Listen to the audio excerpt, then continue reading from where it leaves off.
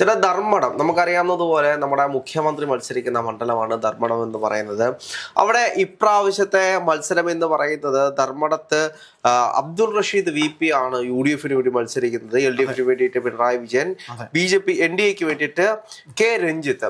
എന്തായിരിക്കും ധർമ്മടത്തിന്റെ ഒരു സാഹചര്യം? കാരണം ഞാൻ ഇത് ചോദിക്കുന്നത് സ്വാഭാവികമായിട്ട് നമുക്കറിയാം, മുഖ്യമന്ത്രി മത്സരിക്കുന്ന മണ്ഡലത്തിൽ മുഖ്യമന്ത്രി കാലങ്ങളായിട്ട് വിജയിച്ചു വരുന്ന ഒരാളാണ്. പക്ഷെ കണ്ണൂരിലെ നിലവിലത്തെ ഒരു രാഷ്ട്രീയ സാഹചര്യം മാറുമ്പോൾ അത് ധർമ്മടത്ത് പ്രതിഫലിക്കുമോ?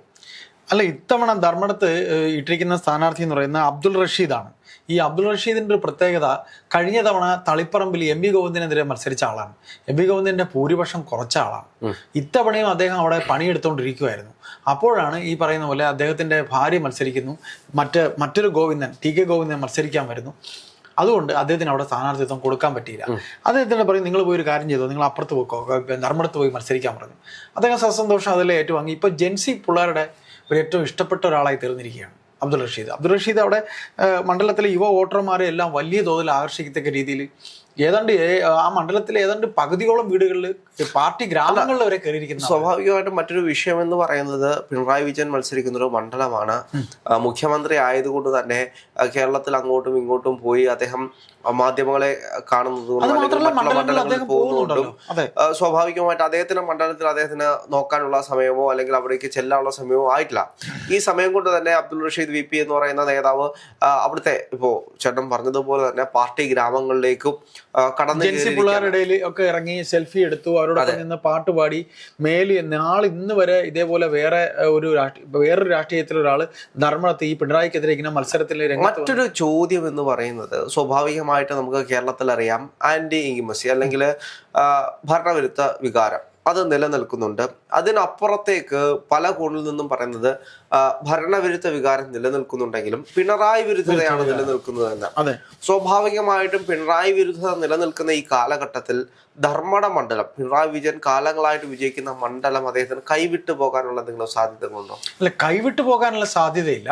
കൈവിട്ടു പോകാൻ പറഞ്ഞാൽ അവിടെ പറയുന്ന ആൾക്കാർ പേടിച്ച് വോട്ട് ചെയ്ത് ഇവിടുന്ന് 5 കൊല്ലത്തേക്ക് അങ്ങ് മാറി നിന്നോളൂല്ലോ എന്ന് കരുതി ആൾക്കാർ അങ്ങനെയും പറഞ്ഞു വിടുന്നു എന്ന രീതിയിലും പറയുന്നുണ്ട്. അങ്ങനെ വോട്ട് ചെയ്തെങ്കിൽ ഈ ശല്യം ഇവിടുത്തെ പോട്ടെ, അങ്ങനെ പറയാറുണ്ട്. നമ്മൾ ഈ പറയുന്ന പാണ്ഡ്യാല ഷാജി നമ്മൾ വിളിക്കാറുണ്ട്. അപ്പോൾ പാണ്ഡ്യാല ഷാജി പറയുന്നത്, നാട്ടുകാർ വോട്ട് ചെയ്യുന്നത് ഇവിടുന്ന് ഈ ശല്യം 5 കൊല്ലമെങ്കിലും മാറി നിൽക്കട്ടെ എന്ന് കരുതിയാണ്. ഇദ്ദേഹം നാട് നീളെ പാലം പണിതു, നാട് നീളെ അത് ചെയ്തു, ഇത് ചെയ്തു, എല്ലാം ചെയ്തു. സ്വന്തം ധർമ്മടത്തിൽ അദ്ദേഹം എന്ത് ചെയ്തു എന്നുള്ള ചോദിക്കാനൊക്കെയാണ് അദ്ദേഹം പറയുന്നത്. ജനത്തിന് അങ്ങനെ അദ്ദേഹത്തിന്റെ നാട്ടിലൊന്നും ഒരു താല്പര്യം അദ്ദേഹത്തിനോട് ഇല്ല.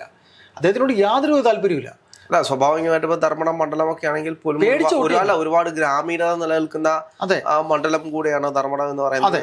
അദ്ദേഹത്തിന്റെ ഒരു കണക്കുകളിലേക്ക് പോകുകയാണെങ്കിൽ എല്ലാ കൊല്ലവും ഭൂരിപക്ഷം ഉയർത്തി വരുന്ന ഒരു നേതാവാണ് പിണറായി വിജയൻ എന്ന് പറയുന്നത്. 2016 പിണറായി വിജയൻ മത്സരിക്കുമ്പോൾ 87,329 വോട്ടുകൾ കിട്ടുമ്പോൾ അന്ന് UDF കിട്ടുന്നത് 50,424 വോട്ടുകളാണ്. സ്വാഭാവികമായിട്ട് നമുക്കറിയാം, 2021 തെരഞ്ഞെടുപ്പിലായിരുന്നു വാളയാറും അത്തരത്തിലുള്ള വിഷയങ്ങളൊക്കെ ഉണ്ടാക്കുന്ന സാഹചര്യം. അവിടെ കോൺഗ്രസ് വാളയാറിൽ നിന്നുള്ള ആ അമ്മയെ, അതായത് 2 മക്കളുടെ അമ്മയെ അവിടെ മത്സരിക്കുന്ന ഒരു സാഹചര്യം ഉണ്ടായി. ആ അമ്മയുടെ മുടി മുറിക്കുന്ന അല്ലെങ്കിൽ മുടി മൊട്ടയടിക്കുന്ന ഒരു സാഹചര്യം ഉണ്ടായി. അന്ന് UDF പല ആളുകളും മുടി മൊട്ടയടിക്കുന്ന ഒരു സാഹചര്യം ഉണ്ടായി. അപ്പോൾ അങ്ങനെ അവരെ ധർമ്മടത്ത് കൊണ്ട് മത്സരിപ്പിക്കാൻ പോകുന്നു എന്നുള്ള വാർത്ത വന്നു. ധർമ്മടത്ത് മത്സരിപ്പിച്ചു.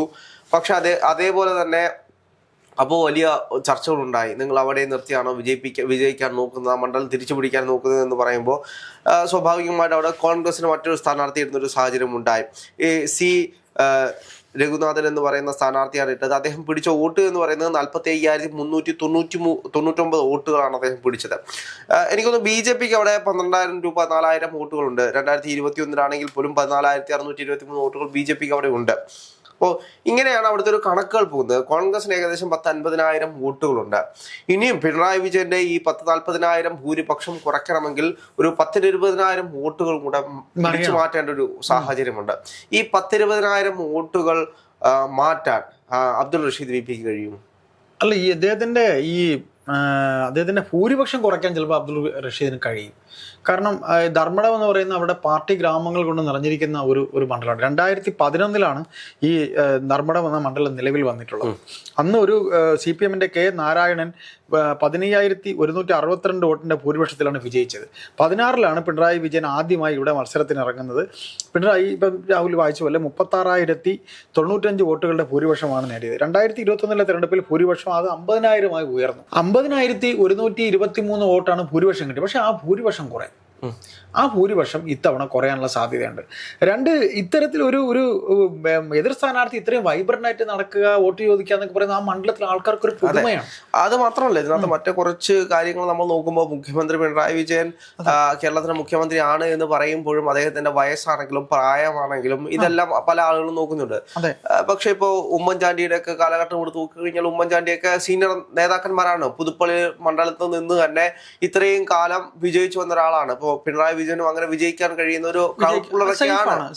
പക്ഷെ ധർമ്മട അത്രയും സേഫ് ആണ് എന്ന് പറയുമ്പോഴും പല കോണിൽ നിന്നും ഇപ്രാവശ്യം ധർമ്മടത്ത് മറിയാനുള്ള വലിയ സാഹചര്യങ്ങൾ ഉണ്ട് എന്ന് പറയുന്നതിന്റെ ഔചിത്യം എന്താണ്? കാരണം 10,000-20,000 വോട്ട് മാറ്റാൻ സുഖമായിട്ട് ഈ ഒരു 5 കൊല്ലം കൊണ്ട് കഴിയുമെന്ന് പറയുന്നതിന്റെ ഒരു ഔചിത്യം അല്ല രാഹുലെ. നമ്മൾ പല ഇടത് ചിന്തകരും മറ്റേ ഇപ്പൊ അപ്പുകൂട്ടം വെള്ളിക്കുത്തെന്ന് പറഞ്ഞിട്ടൊരു ഇടത് നിരീക്ഷകനുണ്ട്.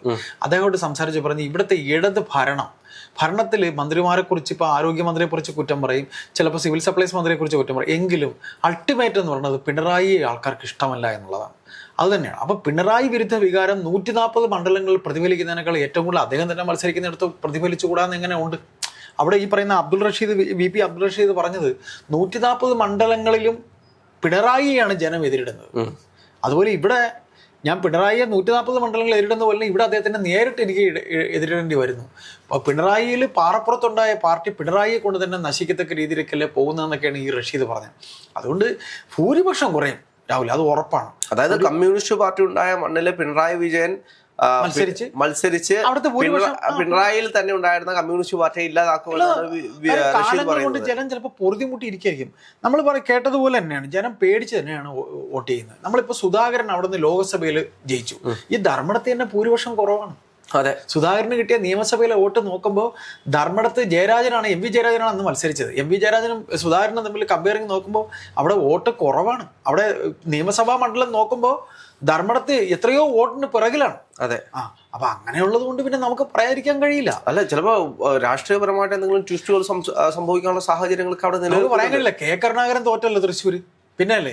പക്ഷെ ഇത് ഈ പറയുന്ന റഷീദ് മാത്രമല്ല, മറുപക്ഷത്തെ ഒരു നല്ല NDAക്കും ഒരു നല്ല കാൻഡിഡേറ്റ് ആണെങ്കിൽ ഇദ്ദേഹത്തിന് കിട്ടാനുള്ള വോട്ട് 2 വശത്തോടെ മറിഞ്ഞാലേ തോൽവി സംഭവിക്കുള്ളൂ. തോൽക്കാനുള്ള സാധ്യത എനിക്ക് തോന്നുന്നില്ല. ഭൂരിപക്ഷം ഇപ്പൊ 50,000 കിട്ടിയ സ്ഥലത്തെ വെറും ഒരു 10,000 കുറഞ്ഞാൽ അതൊരു വലിയ വിജയമല്ലേ? 10,000 ആയിപ്പോയി ഭൂരിപക്ഷം, അത് തന്നെ ഒരു വലിയ നേട്ടമല്ലേ? സ്വാഭാവികമായിട്ടും ഒരു രാഷ്ട്രീയപരമായിട്ടുള്ള കണക്കുകൂട്ടൽ വെച്ചിട്ടാണെങ്കിൽ അബ്ദുൾ റഷീദ് VP ഒരു 15,000 വോട്ടുകൾ കൂടി വാങ്ങാനുള്ളൊരു സാഹചര്യമുണ്ട്. അങ്ങനെ പോവുകയാണെങ്കിൽ പിണറായി വിജയൻ വെറും ഒരു 5,000-6,000 വോട്ടിന്റെ ഭൂരിപക്ഷത്തിൽ വിജയിക്കുന്ന ഒരു സാഹചര്യത്തിലേക്ക് 10-ൽ താഴെയോ 10-ലോ ഒക്കെ ആണെങ്കിൽ തന്നെ 50,000 വോട്ടിന്റെ ഭൂരിപക്ഷത്തിൽ ജയിച്ചിരുന്ന പിണറായി 40,000 വോട്ട് മറുപക്ഷത്തേക്ക് 2 സ്ഥാനാർത്ഥികൾ അല്ലെങ്കിൽ ഒരു സ്ഥാനാർത്ഥിയിലൊക്കെ മാറിപ്പോയാൽ തന്നെ അതൊരു ഭയങ്കര അല്ല. ഇനി രാഷ്ട്രീയമാണ്, ജനവിധിയാണ്, ഒന്നും പറയാൻ കഴിയില്ല. ചിലപ്പോ പിണറായി വിജയൻ തന്നെ തോറ്റുപോകുമോ എന്ന് പറയാൻ കഴിയില്ല. കാരണം നമ്മൾ പറയുന്നത് പോലെ 140 മണ്ഡലങ്ങളിലും പിണറായി വിരുദ്ധതയാണ് നിലനിൽക്കുന്നത്. ആ പിണറായി വിരുദ്ധതയ്ക്കെതിരെയാണ് കോൺഗ്രസ് ആണെങ്കിലും ഇവിടുത്തെ ജനങ്ങളാണെങ്കിലും വോട്ട് ചെയ്യാൻ പോകുന്നത്. തീർച്ചയായിട്ടും കോൺഗ്രസിനാണെങ്കിൽ പോലും വോട്ട് ചെയ്യുന്നത് ഈ പിണറായി വിരുദ്ധതയ്ക്കെതിരെയാണ്. സാധാരണ രാഷ്ട്രീയമില്ലാത്ത ആൾക്കാർ വോട്ട് ചെയ്യാൻ പോകുന്നത് പിണറായിയുടെ സ്വന്തം മണ്ഡലത്തിൽ അദ്ദേഹത്തിനെതിരെ ഇപ്പോ ഞാൻ കഴിഞ്ഞ ദിവസങ്ങളിൽ കുറെ ബൈറ്റുകളൊക്കെ കണ്ടിരുന്നു. ഇങ്ങനെയും അവിടുത്തെ ആളുകൾ സംസാരിക്കുമോ എന്ന് എനിക്ക് തോന്നിപ്പോയി. പിണറായി വിജയനെതിരെ സംസാരിക്കുന്ന പല ആളുകളും പിണറായി വിജയനെതിരെ സംസാരിക്കുന്നു. അപ്പോ ബസ് സ്റ്റോപ്പിലാണെങ്കിലും അവിടെ മൈക്കുമായിട്ട് ചെല്ലുമ്പോൾ പലരും പിണറായി വിജയനെതിരെ സംസാരിക്കുന്ന ഒരു സാഹചര്യം ഉണ്ടായി. എന്തുകൊണ്ടാണ് എന്ന് ചോദിച്ചു കഴിഞ്ഞാൽ പാർട്ടിയുടെ അടിത്തട്ടിൽ പിണറായി വിജയനെതിരെയുള്ള ഒരു വിരുദ്ധത മുന്നേറി പോകുന്നുണ്ട്. പിണറായി വിജയൻ കാരണമാണ് ഈ പാർട്ടി നശിക്കാൻ പോകുന്നത് എന്നുള്ള തോന്നൽ പല ആളുകൾക്കും. പിണറായിയോടുകൂടി തന്നെ ഈ പാർട്ടി തീരുമെന്ന രീതിയിലാണ്. 2ാം നിരയിൽ ഒരു നേതാവിനെ പോലും എടുത്തു കാണിക്കാനില്ലല്ലോ. BJPയുടെ സംസ്ഥാന സെക്രട്ടറി K രഞ്ജിത്താണ് അവിടെ NDA സ്ഥാനാർത്ഥി. 2021 14,623 വോട്ടുകൾ നേടിയ NDA 2024 ലോക്സഭാ തെരഞ്ഞെടുപ്പിൽ ഈ മണ്ഡലത്തിൽ 16,711 വോട്ട് നേടി ലീഡ് ഉയർത്തി. അപ്പോൾ ഇത്തരത്തിൽ കണ്ണൂർ ജില്ലയിൽ NDAക്ക് ഏറ്റവും കൂടുതൽ വോട്ട് ലഭിക്കുന്ന 4ാമത്തെ മണ്ഡലമാണ് ധർമ്മടം. അപ്പോൾ ഇത്തവണ മത്സരിക്കുന്ന ആൾക്കും ധർമ്മടത്ത് വോട്ട് കിട്ടിയാൽ അതൊരു വലിയ ഈ പറയുന്ന 50,000 ഭൂരിപക്ഷം എന്ന് പറയുന്നത്. അല്ല, സ്വാഭാവികമായിട്ടും പിണറായി വിജയനെ ഒറ്റക്കെട്ടായിട്ട് തോൽപ്പിക്കാൻ വേണ്ടിയിട്ട് രണ്ട് പാർട്ടികളും ആ പാർട്ടിയിൽ നിന്നുള്ള വോട്ടുകൾ കൂടെ, അതായത് BJP കൊടുക്കുന്ന വോട്ടുകൾ കൂടെ റഷീദിന് പോകുമോ ഇല്ലയോ എന്ന് നമുക്ക് പറയാൻ കഴിയില്ല. അതെ, റഷീദ് ചില്ലറക്കാരനല്ല കേട്ടോ. രാഷ്ട്രീയപരമായിട്ട് നമ്മൾ നോക്കിക്കഴിഞ്ഞാല് റഷീദ് കണ്ണൂരിലുള്ള ആള് തന്നെയാണ്, അറിയപ്പെടുന്ന നേതാവാണ്, അത്യാവശ്യം യൂത്ത് കോൺഗ്രസിലും KSUവിലൊക്കെ കടന്നു വന്നിട്ടുള്ള നേതാവാണ്, വൈബ്രന്റ് ആയിട്ടുള്ള നേതാക്കന്മാരാണ്. ഇപ്പോ കണ്ണൂർ അദ്ദേഹത്തിന് കൃത്യമായിട്ടുള്ള കുറെ സ്പേസുകളൊക്കെ ഉണ്ട്. കണ്ണൂർ ഇടിച്ചു നിൽക്കണമെങ്കിൽ പോലും അത്രയ്ക്കൊരു ശക്തി ഉണ്ടാവണമല്ലോ, ആംബിയർ ഉണ്ടാവണം. അപ്പൊ പിണറായി വിജയനെതിരെ നേരിടാൻ പോകുമ്പോഴും അത്രയ്ക്കൊരു ആംബിയർ ഉണ്ടെങ്കിലേ പോയി മത്സരിക്കാൻ കഴിയുള്ളൂ. അപ്പൊ സ്വാഭാവികമായിട്ടും അബ്ദുൾ റഷീദ് VP അവിടെ മത്സരിക്കുമ്പോ പിണറായി വിജയനും ഒരു ഭയം ഉണ്ടായി തുടങ്ങുന്നുണ്ട് എന്ന് വേണമെങ്കിൽ പറഞ്ഞുകൂടെ? അല്ല, അദ്ദേഹം ഇപ്പോ ആത്മവിശ്വാസത്തിലുണ്ട്. പക്ഷെ ഇദ്ദേഹം പാർട്ടി ഗ്രാമങ്ങളിൽ കൂടെ കയറി വോട്ട് ചോദിച്ചിരിക്കുകയാണ്. അതിനൊരു പ്രത്യേക ധൈര്യം വേണം. പാർട്ടി ഗ്രാമങ്ങളിലെ വീടുകളിൽ പോയി വോട്ട് അഭ്യർത്ഥിക്കുന്ന യുവ സ്ഥാനാർത്ഥിയുടെ വ്യത്യസ്തത CPM-നോട് തലവേദനയായിട്ടുണ്ട്. ഏപ്രിൽ 3-ാം തീയതി ഇപ്പൊ ഇന്നും ഒന്നല്ല. അല്ല, കഴിഞ്ഞ കാലങ്ങളിലൊക്കെ പല സ്ഥാനാർത്ഥികളെ അവിടെ നിർത്തിയിട്ടുണ്ടെങ്കിൽ അവരൊന്നും അങ്ങനെ പോകാൻ അവർക്ക് കഴിഞ്ഞിട്ടില്ല. അതിന്റെ പ്രധാനപ്പെട്ട കാരണം എന്ന് വെച്ച് കഴിഞ്ഞാൽ ഈ പാർട്ടി ഗ്രാമങ്ങളിലേക്ക് പോയി കഴിഞ്ഞാൽ പാർട്ടിയാണ് അവിടെ തീരുമാനിക്കുന്നത്. നീ ഇവിടെ വേണോ വേണ്ടയോ എന്നെല്ലാം പാർട്ടിയെ തീരുമാനിക്കുന്നത്. അപ്പൊ അങ്ങനെയുള്ള കാലഘട്ടത്തിൽ അബ്ദുൾ റഷീദ് VP ചെയ്തിട്ടുള്ള ഒരു കാര്യം എന്ന് പറയുന്നത് അത്രയും ഒരു ആംബിയർ ഉണ്ടായതുകൊണ്ടാണ് അവിടെ ചെന്ന് മത്സരിക്കാനുള്ളൊരു ആർജവം കാണിക്കുന്നത്. അതും പിണറായി വിജയനെ, കേരളം ഭരിക്കുന്ന മുഖ്യമന്ത്രിയെ നേരിടണമെങ്കിൽ അത്രത്തോളം ആർജവമുണ്ട്.